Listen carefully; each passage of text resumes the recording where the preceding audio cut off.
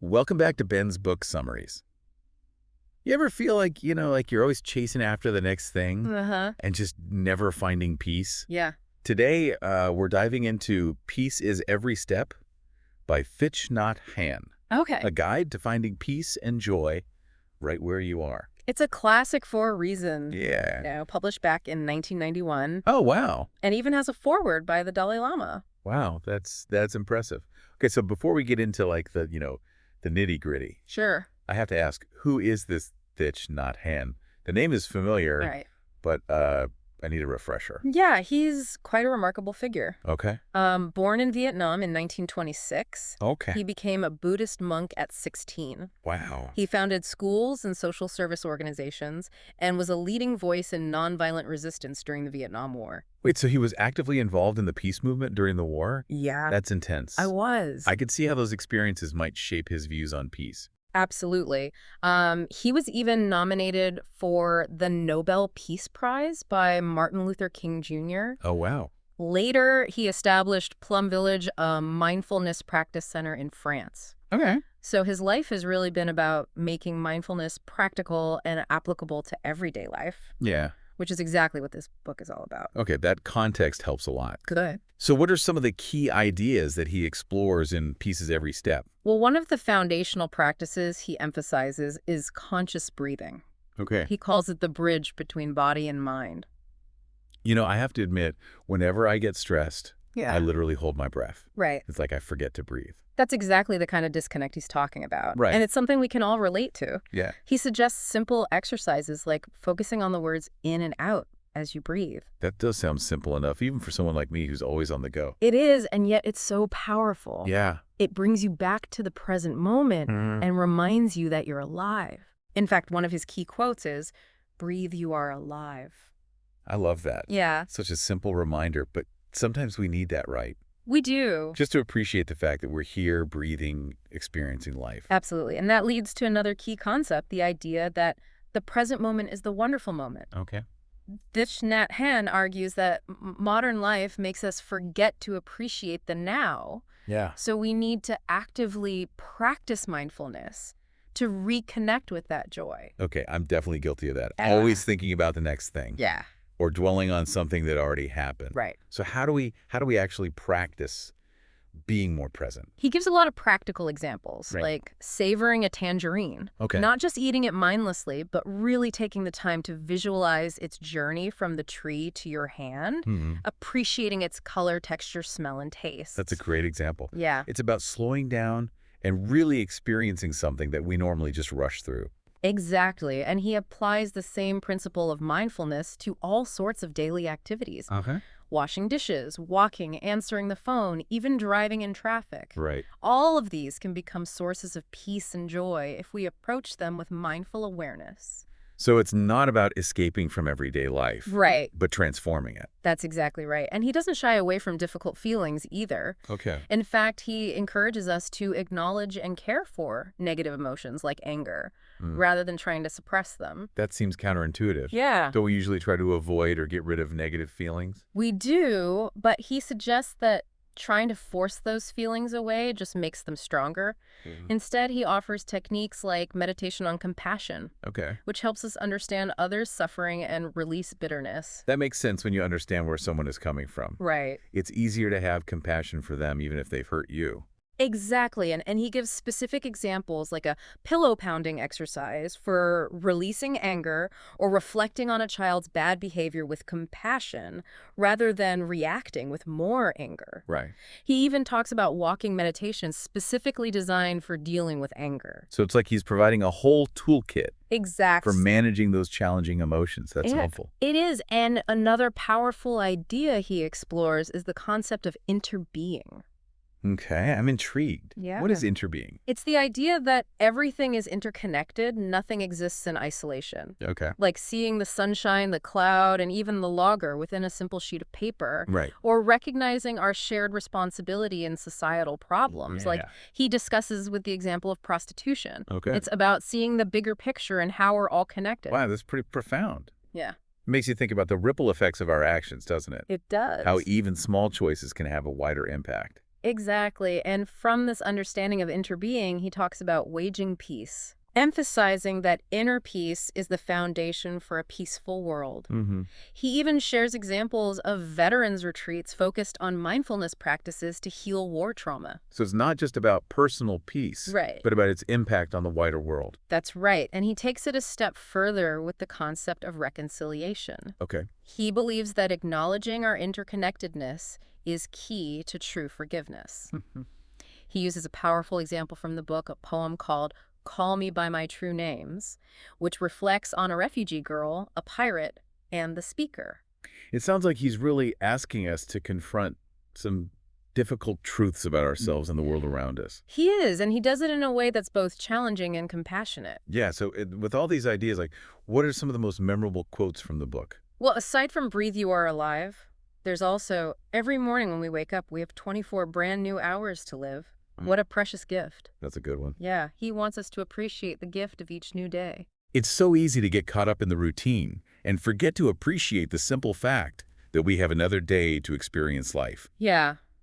And then there's the one that might sound a little strange at first. Okay. Don't just do something, sit there. That's definitely a twist on the usual get busy mentality. It is. I can see how in our constantly on culture, stillness and reflection can be radical acts. Right. But he's highlighting the importance of creating space for stillness and reflection. It's about finding peace in the midst of all the chaos, isn't it? Exactly. Another quote that captures that sentiment is, if we are peaceful, if we are happy, we can smile, and everyone in our family, our entire society, will benefit from our peace. So peace is contagious. That's the idea. I like that idea. And finally, there's this one, which ties back to the concept of interbeing. Okay. To be is to interbe. Mm-hmm. We cannot just be by ourselves alone. We have to interbe with every other thing. That's a really beautiful way to put it. And it makes you think about how our actions and choices impact that web, doesn't it? Yeah. So how was the book received? Yeah. Did it resonate with people? It did. It was widely praised as a practical and accessible guide to mindfulness. It's been translated into over 40 languages and sold millions of copies worldwide. So it clearly struck a chord with a lot of people. It did. Absolutely. It speaks to a longing for peace and meaning that I think we all share. I can see why it became such a classic. This has been a great overview of Pieces Every Step so far. Yeah. But I feel like we've only just scratched the surface. There's so much more to explore. And we'll do just that. We'll be right back with more of our deep dive into Pieces Every Step after a quick word from our sponsors. Sounds good. This has been Ben's Book Summaries. It really is a book you can return to again and again and find new insights each time. That's the beauty of a book like this, isn't it? Yeah. It's not a one-time read. Right. It's a companion for your journey. Yeah. One thing I appreciate is how Thich Nhat Hanh uses stories and metaphors to make these concepts come alive. Yeah. You have a favorite example from the book? There's one that really sticks with me. Okay. How to approach challenging emotions. It's called Cooking Our Potatoes. Cooking our potatoes. Yeah. Okay, now you have my attention. So imagine you're trying to cook potatoes and they just won't soften up. Yeah. No matter how long you boil them, they stay hard and unyielding. I can relate to that feeling. Right. Sometimes it feels like no matter what you do, you just can't seem to shake off certain emotions. And Nhat Hanh says dealing with difficult feelings is a lot like cooking potatoes. Okay. If we try to force them to change, to suppress them or get rid of them, Right. it's like trying to force those potatoes to soften up. It just doesn't work. So what's the alternative? Yeah. Do we just let those hard potatoes or emotions just sit there? Not exactly. Instead, he suggests we need to understand them to see the conditions that made them that way. Okay. Why are those potatoes so hard? Right. Maybe they weren't stored properly. Maybe they're a variety that takes longer to cook. So it's about investigating the root of the problem Right. rather than just fighting the symptom. I like that. Exactly. It's about understanding why we're feeling a certain way Yeah, instead of just trying to make the feeling go away. precisely. And when we apply this to emotions like anger, Okay. it means looking into the causes of that anger. Yeah. Was it a misunderstanding? A past hurt that's resurfacing? Someone else's pain that they're projecting onto us? That takes a lot of self-awareness, doesn't it? Yeah, To be able to step back from that initial surge of emotion and ask those questions. it does, but that's where mindfulness comes in. Okay. It gives us the space to observe those feelings without judgment and to start understanding their origins. And I guess once you understand something, Right. it loses some of its power over you. Exactly. Thich Nhat Hanh says that understanding is the key to transformation. Okay. When we understand the roots of our anger, for example, it can start to soften, just like those potatoes eventually become tender when cooked properly. Okay, that metaphor is really clicking for me now. It's such a gentler approach than just trying to wrestle those emotions into submission. It is, and he emphasizes that this approach takes time and patience. Yeah. Just like those potatoes might need to simmer for a while. Mm-hmm. We need to give ourselves the space to process these emotions. So it's not about instant gratification. Right. It's about cultivating a deeper understanding of ourselves. Mm-hmm. It's a journey. Exactly. And he also talks about the importance of not blaming ourselves or others when these difficult feelings arise. I think that's a really crucial point Yeah. because it's so easy to get caught up in that blame game, Right. especially when you're hurting.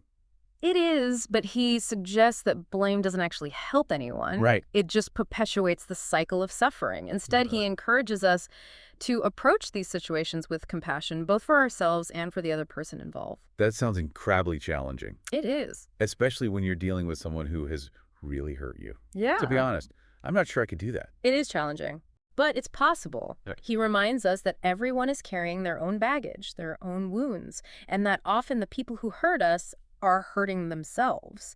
That's a powerful perspective shift. Yeah. To see the person who has wronged you as someone who is also in pain. Right. I think that's a really important point. It is, and it doesn't mean condoning their actions. Right. But it does open the door to understanding, which can be the first step toward healing and reconciliation. So it's about breaking free from that cycle of anger and blame. Yeah. And moving towards a more compassionate way of being. Yeah, It's not easy, but it sounds like it's worth it. absolutely. He even suggests that we can practice compassion toward our own anger. Compassion toward anger, that's a new one for me. I know it sounds a bit paradoxical. Yeah, how do you even do that? But he explains that when we get angry, it's often because some part of us feels hurt or threatened. So it's like anger is a defense mechanism. In a way, yes. And instead of berating ourselves for feeling angry, he suggests we can acknowledge that anger and try to understand what it's trying to protect. So it's about treating ourselves with the same kindness and understanding that we would offer a friend who is struggling. Precisely. And that self-compassion can be incredibly powerful in helping us transform those difficult emotions. This is really making me think about how I approach those challenging moments in my own life. It's a completely different framework than what I'm used to, Mhm. but it's a framework that offers so much potential for peace, both within ourselves and in our relationships with others. You've got it. And that's ultimately what this book is all about, right? Yeah, Finding that peace in every step we take. exactly.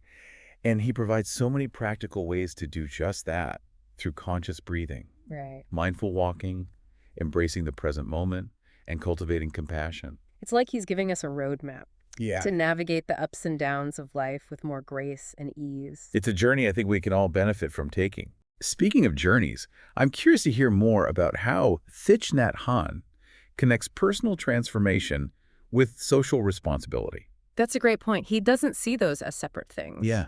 He believes that cultivating inner peace is essential for creating a more peaceful world. And that's where the concept of inner being comes in again, right? Yes. That sense of interconnectedness we talked about earlier. Remember that vivid example with the sheet of paper? Oh yeah, that one really stuck with me. Tell me more about it. Yeah. He asked us to consider everything that went into creating that sheet of paper. The tree, the sunshine, the rain, the logger, the people who made the paper. Right. And, and his point was that without all of those elements, Yeah. the paper wouldn't exist. It's a reminder that even the most ordinary objects are the result of this complex web of interconnectedness. It really puts things into perspective. Yeah. We often take things for granted without considering the whole journey of how they came to be. Yeah. And he extends that idea to human relationships too. Yeah. Right? Saying that we can't isolate ourselves from the suffering of others. That's right. We're all part of the same fabric of life. He challenges us to expand our compassion to include all beings, not just those we're close to. That's a big ask, but I see how it ties into his ideas about waging peace. It's not just about avoiding conflict, but actively creating the conditions for peace. Exactly. And he emphasizes that it starts with our own inner peace. If we're constantly reacting to the world with anger, fear, or judgment, it's going to be tough to create peace in our relationships or in society as a whole. So it's an inside-out approach. Yeah. Cultivating peace within ourselves so we can radiate it outwards. That makes a lot of sense. And he shares some inspiring stories about how he's worked with veterans, refugees, and others who've experienced trauma, helping them to find healing and peace through mindfulness practices. It's incredible that even in the face of so much suffering, it's possible to find peace. It gives me hope. And, he reminds us that peace isn't just the absence of war or conflict. It's something we can cultivate in each moment through our thoughts, words, and actions. So it's a way of life, not just a goal to achieve. Right. It's something we practice every single day. You got it. And that's a message that feels especially relevant in the world we live in today. It does this deep dive into peace as every step has been eye-opening. I've learned so much about mindfulness and how to live a more meaningful and compassionate life. What stands out to you? For me, it's that reminder that peace is a practice, not a destination, and that even small acts of mindfulness can have a ripple effect, creating more peace within ourselves and in the world around us. I love that. And for our listeners who are feeling inspired to take a deeper dive into their own journey towards peace, remember this. Thich Nhat Hanh asks, what's not wrong? What positive things are you overlooking in the rush of daily life? Take a moment to reflect on that and see what you discover. That's a great question to ponder, and remember, this has been Ben's book Summaries, your shortcut to wisdom and inspiration. We'll be back soon with more deep dives into the books that are shaping our world. Until then, keep exploring, keep learning, and keep seeking peace in every step you take.